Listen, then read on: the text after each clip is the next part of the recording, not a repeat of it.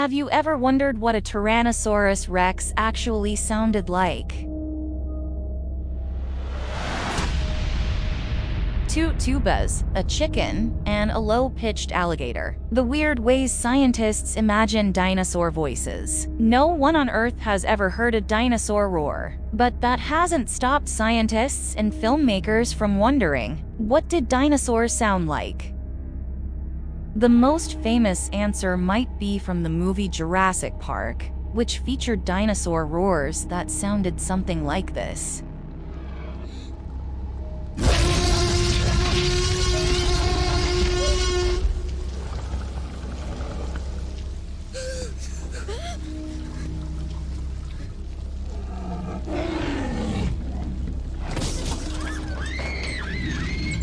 This is a scary noise, but it's likely not realistic. Dinosaurs were reptiles, but when the Jurassic Park sound designers created their roars, they mainly constructed them from recordings of tigers, lions, koalas, donkeys, dolphins, and elephants.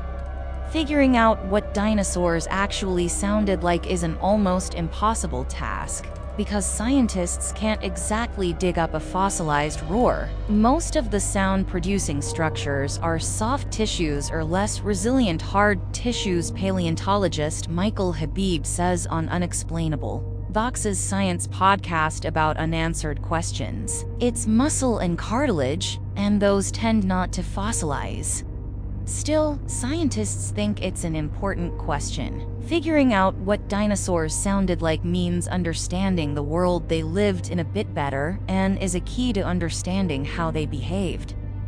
To start, the shapes of dinosaur skeletons do provide some hints. One dinosaur, called Parasaurolophus, had a long chamber in its skull, which allowed scientists to estimate the general frequencies that could have resonated within its head. But this chamber doesn't tell us about the actual dinosaur voice that fed into it.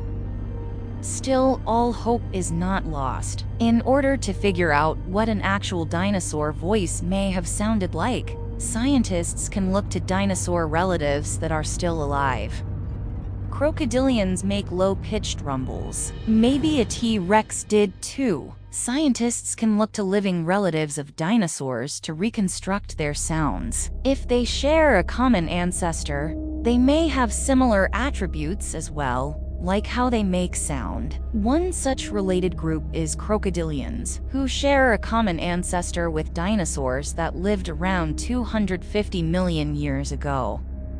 You can see a T-Rex opening its mouth to roar in Jurassic Park. But if T-Rexes are more like crocodilians, they probably would have made more of a low-pitched, closed-mouth rumble. Bigger animals tend to make lower-pitched sounds than smaller animals do. So imagine a huge dinosaur, many times bigger than a common crocodile. It's possible that this dinosaur made a very low-pitched, closed-mouth crocodilian rumble. Paleontologist Julia Clark actually made a demonstration of this with the BBC, pitching an alligator sound down extremely far, in order to simulate what a T-Rex may have sounded like.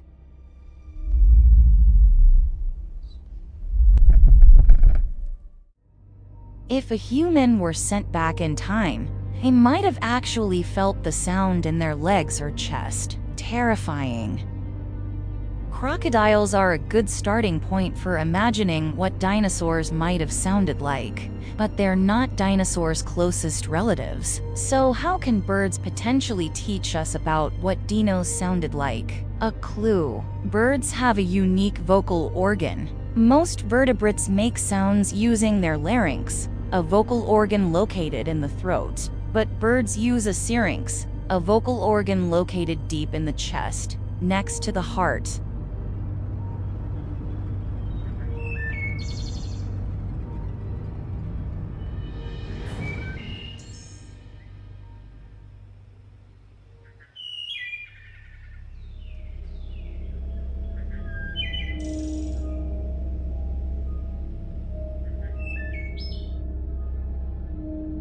Because a syrinx is located deep in the chest, it produces sound more efficiently, which is why small birds can make such loud noises. Also, unlike a larynx, a syrinx actually has two openings, so birds can produce multiple pitches at once. It's like sing a duet with themselves. The wood thrush, for example, does this, singing two notes at the same time.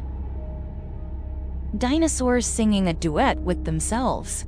If scientists were to confirm dinosaurs had syrinxes, it would open up a world of sonic possibilities. Dinos might have sounded similar to large, flightless birds like ostriches or emus, which can produce all sorts of whistles, guttural bellows, and throaty clicks. But the bigger a dinosaur, the weirder it would have sounded. Scientists describe a potential huge dinosaur syrinx sound as a tuba honk. It's like a pulse, a very low sound.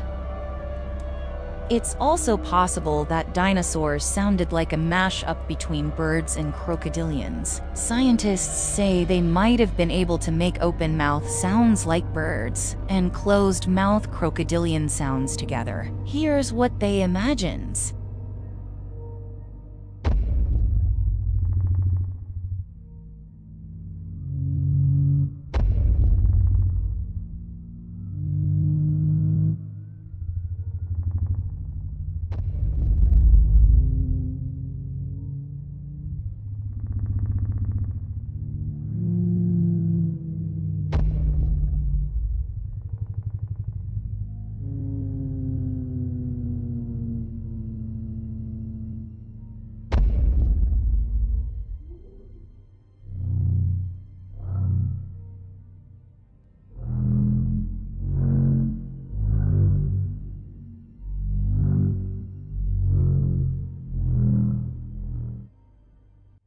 Is this what a T-Rex actually sounded like? No one knows, but it's likely to be a more accurate representation than what you'll hear in Jurassic Park. The scientists emphasize that this exercise is more than just trivia. Sound is important because it shows how ancient animals communicated, how they moved, how they lived. Scientists may never know exactly what this world sounded like, but in attempting to recreate dinosaur sounds, they can imagine, if only slightly better, the world these creatures lived in.